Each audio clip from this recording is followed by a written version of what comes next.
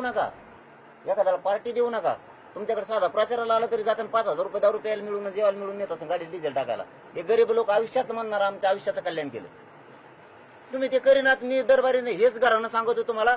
तुम्ही दरबारीने ते म्हणतात हावर ते खरंच आहे बरं का खरंच आहे. तिकडे गेले की तुम्ही त्याचं सोडून आमचं लोक फेसपाडी ते तिकडे, मग तुमचं नामचं लागत नाही. तुम्ही आमचे काय दुश्मन आहेत का तुमचं नामचं काही झालंय. अहो त्या शिंदे साहेबाला 3 वर्ष एक शब्दानं दुखवलं नाही राव. म्या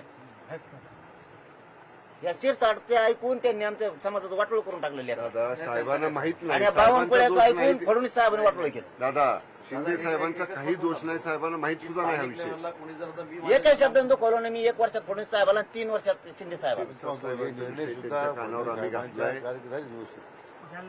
आणि हे निर्णय सुद्धा शिंदे साहेबांनी फडणवीस साहेबांनी घेतले. काय एक व्हॅलिडिटी मिळाली, दुसरी भेटत नाही. कुणाची भेटत नाही.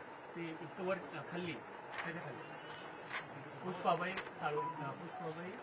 शिंदे.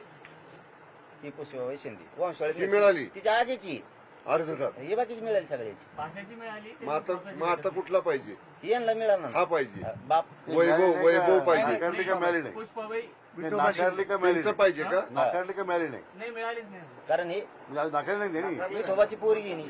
हो, मिळालं पाहिजे. नाही द्यायचं त्यांना.